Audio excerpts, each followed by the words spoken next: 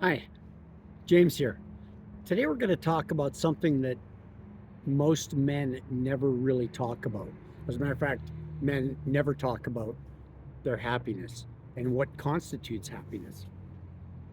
And also how to recapture our happiness so that we can start to have and live a more fun, fulfilling life. So, 5 steps, actually, there's 6 steps to a happier life. And stick with me to the end, where I will share the number one key to happiness. You guys, I'm just sitting on a park bench here in this gorgeous park. It's not quite as warm as I thought it was going to be. So, what is happiness? Happiness means many things to many people. For some people, it's family. For some people, it's loads of friends. Others, it's making a lot of money. Others is being fit and healthy. Some, it's exotic vacations. For some, well, okay, not men. This is more for women. It's going shopping. The list is endless. So, what is happiness, and how do you cultivate and nurture it so that it blossoms in your everyday life? Well, number one, by cultivating the habit of happiness, you not only help yourself to smile within, but you brighten other people's days. Think about that. Whenever you see somebody that doesn't have a smile on their face, they have a frown, they're not happy, you're kind of like, oh, okay, all right, good, see you, bye bye. You walk away. But if you see somebody that's got a smile on your face, it's been proven scientifically in studies that have been done that when people see other people smiling, they end up smiling themselves, kind of like it's almost like a secret. Like, what the hell are they so happy about? God, gee, I'd like to be that happy too. But on the the converse side of that is we all know someone, we all know that one person that when we see them we go, damn, how can we have this be as brief as possible so that we can extricate ourselves, from this person who's just like a walking rain cloud. Anyways, to maintain your happiness, avoid people like those at any cost. There are a number of ways to cultivate happiness. Okay, number two, long-term studies have shown that acts of kindness contributing to and helping others leads to increased levels of happiness. Think about the last time it was when you helped somebody. Remember when you last helped somebody? They were grateful to you that you lent a hand, and you had the satisfaction leading to a sense of well-being within yourself.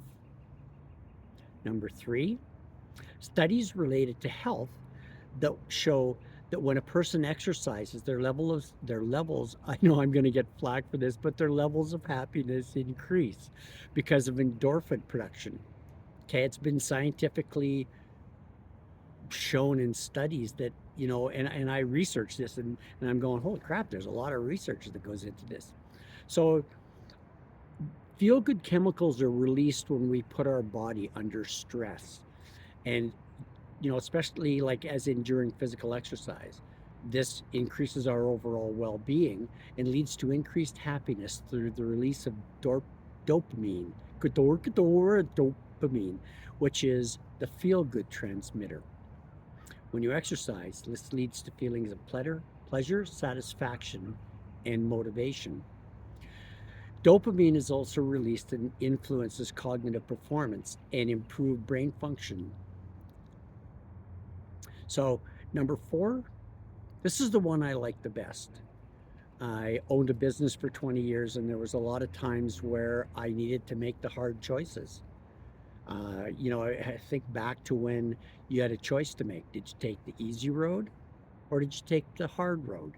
Did you take the easy road that you knew was gonna, oh, I can just kind of slough stuff off here, and excuse me, and it'll get done, kind of, sort of, but when you make the decision to make the hard choice and just go, damn the torpedoes, you know yourself, I'm going to get it done.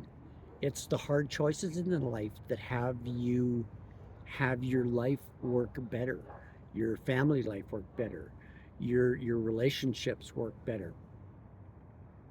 And then at the end, it's ultimately, it isn't actually easy at all when you choose that road. the road of easiness, because it really leads to eroding your happiness, and on top of leading to less desirable results that you wanted to have in the first place. So number 5, surround yourself with great people, really, really great people who support you in being happy. Think about this. When you surround yourself with good people, this is like planting the seeds of positivity in your life's garden. Excuse me. These individuals uplift you, bring out the best in you, and support you like an underwire bra. I always wanted to throw that in somewhere. And like, lastly, number 6, I believe the definition of happiness isn't what is outside of ourselves that so many people chase after to find. It's it's what's within. It's what's within. And by bringing happiness to others is the definition of compassion and loving kindness. Now, I know as men, it's, like for a lot of years, for especially for me working 15 years in the oil industry, it was like you didn't show compassion. You just showed get her done, right? Just get the damn job done. And then, there's a saying that my oldest sister, gave to me when I was still married. And that is, when you get home from work, are you bringing the sword of work into the home? Or are you stopping before you go in the back door or front door and setting your sword down, putting it against the wall, and just opening the door and walking in and choosing to be happy? I didn't do that. I brought my sword of work into the house, and consequently, for me, there was a lot of unhappiness in my marriage and in my relationship with my now ex-wife. And so, if this rings true, if any of this rings true for you, leave a comment about your experience in how you either create happiness in your life, bring happiness into your life, or give happiness out from you to other people. Remember to like, share, and click subscribe. And yeah, I would really love to hear from you about what your experiences are. Have a wonderful day, and we'll catch you in the next video. Take care.